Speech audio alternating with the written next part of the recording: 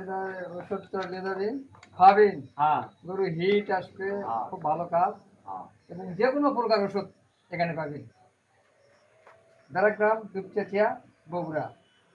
মানে আপনি গরুর যে কোনো ভ্যাকসিন, এলএসডি কোন, খুরা কোন, অ্যানথ্রাক্স, সব ধরনের এখানে ভ্যাকসিন পাওয়া যায়। ঠিক আছে এবং সকল প্রকার ওষুধ এখানে বিক্রি হয়। হ্যাঁ তো যে কোনো মুহূর্তে গরুর যদি কোনো সমস্যা হয়, যে কোনো মুহূর্তে আপনি আমাকে ফোন করবেন, আপনি আপনি গরু গাড়ায় পৌঁছে দাও।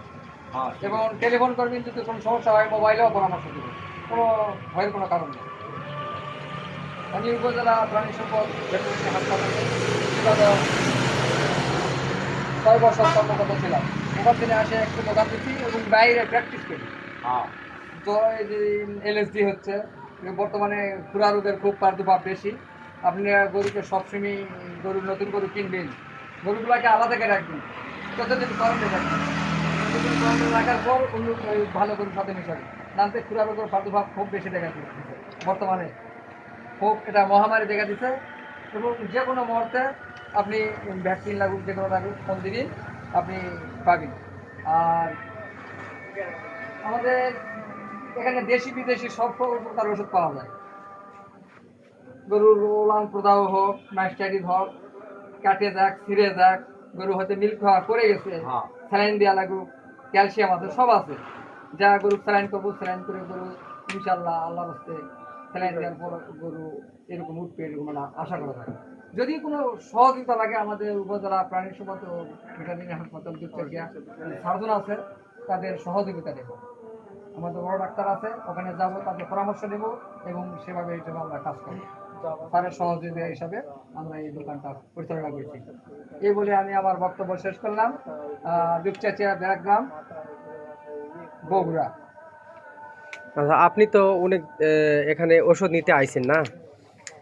আহ, আপনার ডাক্তার হিসাবে সালাম ভাই কেমন আর কি?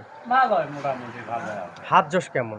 ভালোই চলাই তো এখন এই গ্রাম অঞ্চলে গরু করতে যেতে একটা আচ্ছা, ঠিক আছে, ভালো থাকবেন, আবার আসবেন।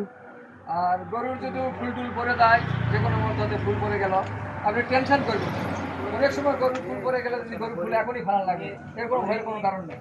একটা গরু যদি ফুল না ফেলায়, তাও কোনো সমস্যা নেই, না ফেলালেও কোনো ক্ষতি নেই। আমরা কি করি, যে ফুল ফালা না ফেলে গরু মারা যাবে, এর কোনো ভয়ের কোনো কারণ নেই। কিন্তু অনেকে হাত দিয়ে ফুল ফালায়, অল্প সিরিয়াল আসে, এতে ক্ষতি হয়।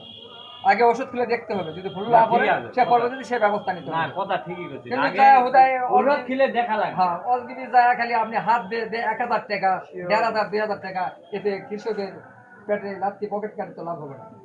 এটাই নিয়ম।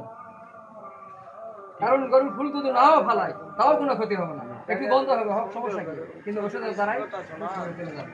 ওটাই বেটা কিন্তু বর্তমানে যে ডাক্তার ডাক্তারের এখন হাত দিচ্ছে, ফুল ছিঁড়ে নিয়ে আসতেছে, নিয়ে এখন 1500, 1000 টাকা নিয়ে আসছে, গরুর সমস্যা হয় গেছে। এই জন্য কারণ আল্লাহ করবে। ধন্যবাদ, আমার বক্তব্য শেষ করলাম। ওকে, ধন্যবাদ, আসসালামু আলাইকুম।